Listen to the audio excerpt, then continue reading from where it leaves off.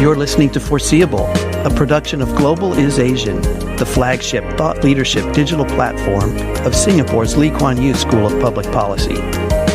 Each episode, we invite an expert for a conversation relating to their field of study or experience and to find out what they foresee happening in the future.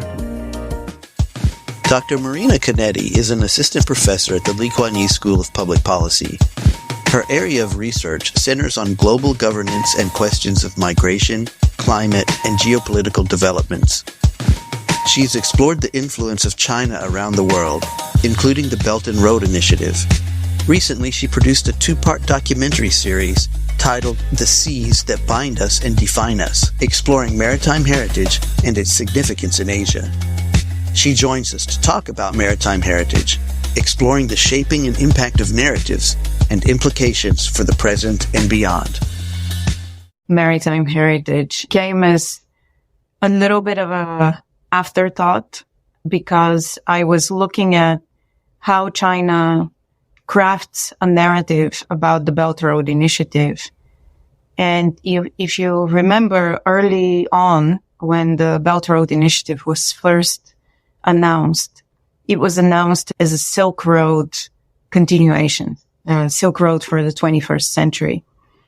A lot of that conversation around the Silk Road and around a historical connectivity that has lasted for over 2,000 years is something that was very prominent in the Chinese narrative, but was not picked up by a lot of the analysts and a lot of the observers of the Belt and Road Initiative. I wanted to understand what is this narrative and what does it mean in the context of other countries, of other communities who can also claim the history and memory of connectivity, not necessarily as the China narrative, but more of their own version of it, whether it was in India or in Indonesia or in Cambodia or Malaysia, Vietnam, or Central Asia for that matter as well. Wherever you go in the region, there is a very good sense that there indeed is a history of connectivity, but that history sounds very different from where you sit. Whether you're in Kerala, in India, or in Ternate in Indonesia or some other places. And so in an attempt to make these other narratives visible, because there are many of them, I started dabbling into visual politics, so to speak, and also trying to create a visual archive of these other narratives of transboundary connectivity. Because as much as the Chinese narrative is very prominent and very powerful, and this idea of the Silk Road is something that has been with us for quite some time, these other narratives are also there, and they're also extremely meaningful and very powerful. Part of that work led to collaborations with different scholars and different communities. In February, earlier this year, we organized a maritime heritage workshop, because maritime heritage is another way of talking about these different narratives and these different memories that exist in this region. And this is how this maritime heritage concept came about. Not necessarily my own way of thinking about these interactions, but definitely something that's out there and something that I'm not the only one who tries to understand. It is a very interesting topic, especially as you say that for China, it's such a dominant messaging tool that they're adopting right now. Are any other regional governments taking a similar tack to propose their narrative? Yeah, there are quite a lot of efforts in this area, and they are both on government level and also on local community level. So I've been tracking quite extensively how the Chinese narrative triggered similar narratives in Indonesia and also in India. And you might be aware, for example, that Prime Minister Modi, during the G20 meeting, announced the revival of maritime heritage for India, making it a priority. And this is not the first time there has been a push in India to develop a conversation around maritime heritage. It's a very complicated conversation to have in India, although to others this might look quite bizarre, because if you just look at India, you would never think that maritime heritage requires a special conversation. Right? India is surrounded by water. But nevertheless, maritime heritage is something quite complex in the Indian context. In Indonesia, things have been a little more centrally driven by the government. So back in 2015, 2016, there was the launch of the Maritime Fulcrum conversation, where Indonesia wanted to position itself as the center of maritime interactions. And given its positioning, really, that would not have been so much of a problem, because with so many islands and archipelagic structure, it is central to a lot of the interactions in the Indian Ocean world. And so they have launched a spice route initiative that is gaining speed. It's very much supported by the Ministry of Education and Culture. But in Indonesia also, because there are so many islands and so many different histories and memories, I know of a lot of communities who develop their own versions of what the past is and which past should count. And so it's a very productive space to do work in. And I have also started teaching a class around this at the Lee Kuan Yew School. So my students now are leading the conversation in many ways. I'm not alone in trying to think about how heritage, whether it's maritime heritage or heritage overall, is being co-opted for geopolitical purposes, to make statements about how countries, governments position and legitimize their international foreign policies. Wonderful. Has anything come up in discussions with your students that you find particularly interesting? A lot of things. I think I can spend probably 2-3 hours just talking about the type of work that the students have completed. The course is called Geopolitics of Heritage. I started teaching it last year, and the students blew my mind away with their projects. I had a project on orchid diplomacy, which is something very well known in Singapore, but not necessarily if you're not in Singapore. So there was a project on orchid diplomacy, projects on Kohinoor. That's the diamond that perhaps needs to be returned to Pakistan or perhaps to India, or maybe it should keep staying on the British Crown. That was a very interesting project. This year, I also have some fantastic projects. One of the course was on Ladakh and the India-China border disputes. There's a project on maritime heritage with students examining the Bali Yatra, which is maritime festival in India, sending boats and connecting to Bali, to Thailand, and to other areas, and taking on this maritime heritage link. That's really nice to hear the diversity of different ideas, and I'm sure you must have students from all over the world as well, all bringing their different perspectives to it.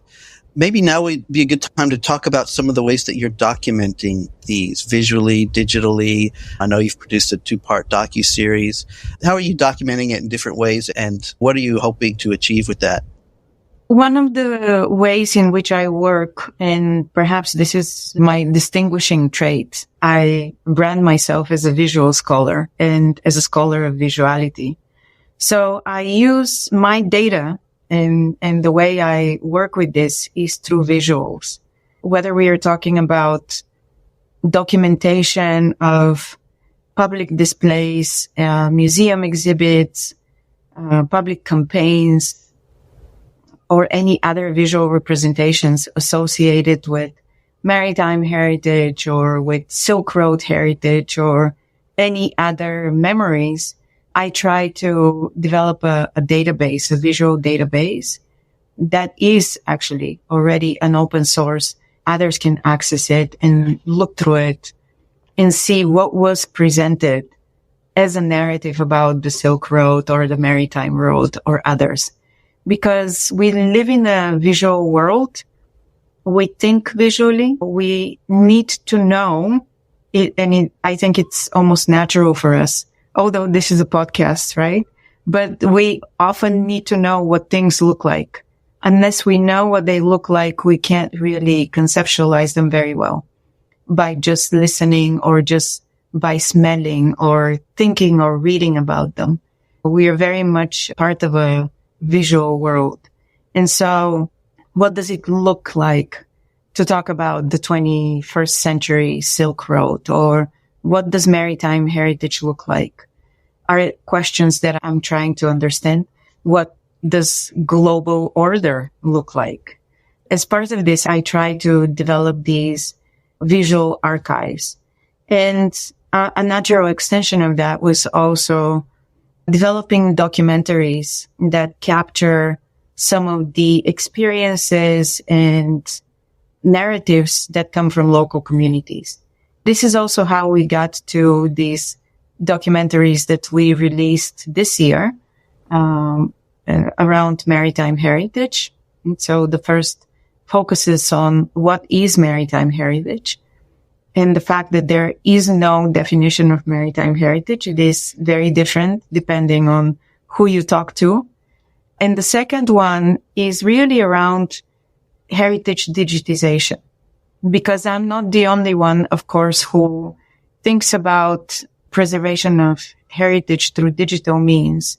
But there are a lot of pitfalls associated with this. So we thought it's very important to have a documentary that talks about this. What gets digitized and what gets remembered and known, because it is now part of a digital universe that we can all access. What are some of the pitfalls that you've encountered? I would say you have to watch the movie. First of all, it is very difficult for anyone to decide what exactly needs to be digitized. Of course, those who digitize all the information, all the data out there, whether it's in the form of mosques or objects that they found, or perhaps digitizing some oral histories, they will tell you that they're trying to digitize everything. And technically, we have no reason to not believe them. But it is impossible to digitize everything. It is still impossible to digitize, for example, smell. And we know very well that, let's say, if we're talking about heritage that's associated with cooking, with herbs, with spices, smell will be a very important part of that memory and that heritage that you will not be able to capture. Same thing with memories. How are you going to capture memories? How are you going to digitize memories? This is one of the aspects that, again, is quite well covered in that movie. And the other problem that comes from this is that ultimately, when you're making a choice of what to digitize, you are creating a new repository of knowledge. And those who have the power to create that repository of knowledge essentially have a power over all the means of knowledge that we'll have. And to some people, that smells a little bit like new colonialism, because these systems of knowledge creation, particularly in this part of the world, are nothing new. There were very many different systems of knowing, of understanding the world around us that were lost because of colonialism. And so some people were very weary that by digitizing heritage, even the best intentions in digitizing heritage might produce a new version of skewed knowledge that also not everybody will be able to access, of course. That is a good teaser for the documentary, and we will encourage everyone to go watch it. Are there certain fault lines that you see developing between the contested histories of the different narratives? Are there certain themes that run through it? The colonial theme is one, but are there any others that you have noticed and that you're documenting? The first one will be around who tells the story.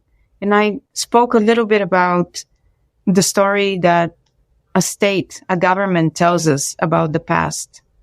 And it is often the case that this is a very different story from what a community wants to tell you. Or sometimes there are also stories that are not even in the community because that community has been made so invisible that you don't even know where to find them. I actually took my students not too long ago to St. John Island with an amazing professor from the NUS Department of Southeast Asian Studies.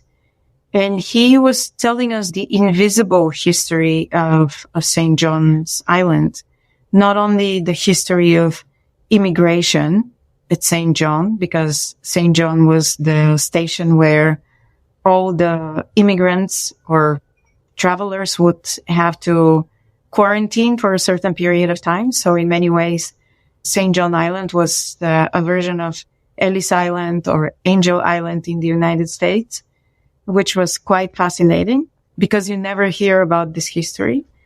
Or we also don't know about the history of the Orang Laut, who were in many ways inhabiting not just St. John Island, but a lot of the islands around Singapore, and were made to move into HDB flats and leave the island. These different histories of the past are often lost in conversations about maritime heritage and who can make a claim to maritime heritage. So that's quite interesting. There are also, and I spoke to many people in Indonesia about this, there are also very different histories if you live inland, and particularly high up in the mountainous regions, versus if you live on shore. And so again, talking about Indonesia having a maritime heritage perhaps gives more credit to people who live on the shore rather than those who live inland. But then if this is a maritime heritage about the spices, because it's a spice route, then are you talking about the coast or are you talking about inland where the spices were grown? So it becomes a very complex narrative. And again, there is a danger that people who have more access to resources, more visibility, again, visibility is very important, will end up creating a dominant narrative rather than allowing a space for different narratives to coexist. And finally, perhaps the biggest narrative that comes out, whether we are talking about maritime heritage or we are talking about Silk Road, this intent of creating a vision of interconnected world does not mesh very well with the notion of the state and the nation. Because all of these past connections happened outside the framework of the state and the nation, particularly the nation. There is a very complex fine line that governments need to walk when they're trying to claim the past, but at the same time claim it as part of their sovereign identity. It becomes quite fascinating. And now I'll give you an example. It's actually in the first episode, another teaser for the documentaries.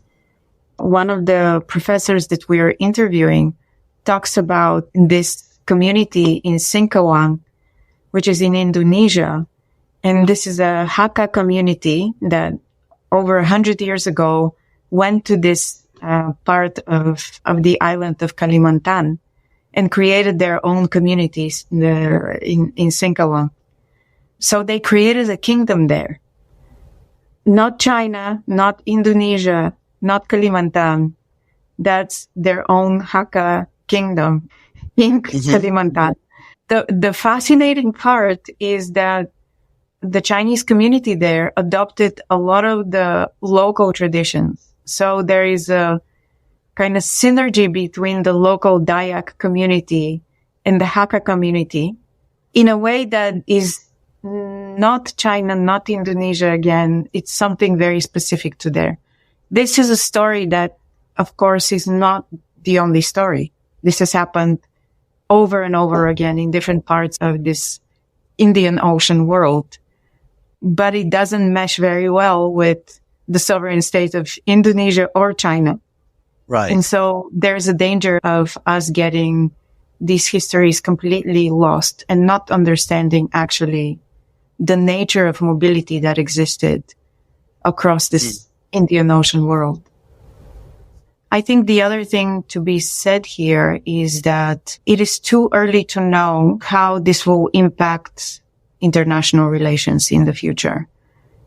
And that is because international relations are obviously not driven only by these connections to the past. There is a lot in the past that is necessary to develop a sense of legitimacy and to craft a sense of purpose. And we know this not just from the Belt and Road Initiative. We know this from pretty much every other war that happens around the world today. There's always a sense of or claim to some past that needs to be acknowledged, that needs to be claimed, that needs to be upheld. And so I don't think that the Belt and Road in any way is unique in that manner. However, what is very unique to the Belt and Road is that, first of all, it tries to develop a linkage, right? So connectivity, a global connectivity, rather than saying this territory is exclusive to us because we have been there in the past. The Belt and Road narrative is we have been always connected and we want to be connected for the future. So this is a very powerful imaginary of a global connectivity. What is missing from that imaginary is that although the Belt and Road tries to portray this as a very peaceful way of coexistence, if we look at the past, we will know very well that this was not a very peaceful type of coexistence. And that's where some of the danger is. Revivals of the past or drawing on the past may turn into, as Karl Marx would say, first a tragedy and then a farce. And so we need to be very careful about that. What's next for you? What are you working on now? What's the next project that we can look forward to seeing? So some of my work now is focused once again on the Belt and Road Initiative, and I'm looking at migration on the Belt and Road Initiative, because now that the initiative has been around for 10 years, there's a little bit more evidence and a little bit more information on the type of migration that has happened along the Belt and Road. And I don't mean so much the people-to-people connections that the Chinese government likes to talk about, and that actually has been quite well researched already. My interest is more into the labor relations that have emerged as part of the Belt and Road Initiative and the impact the Belt and Road Initiative has had on migrant workers. One of the main aspects of labor migration, especially, is around the question of protection of migrant workers.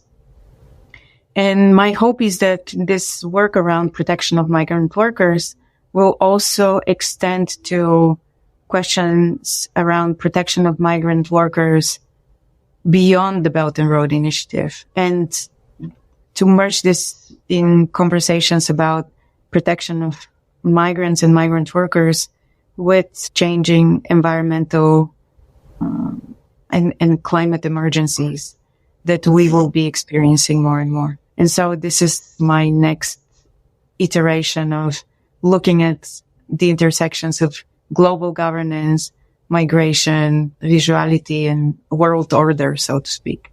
Thank you very much for sharing that with us. I really enjoyed it. It was very nice talking to you. Likewise, David. Always nice to talk to you. If you'd like to subscribe to the Global is Asian newsletter, look for the link in the description or find us on Facebook at Global is Asian.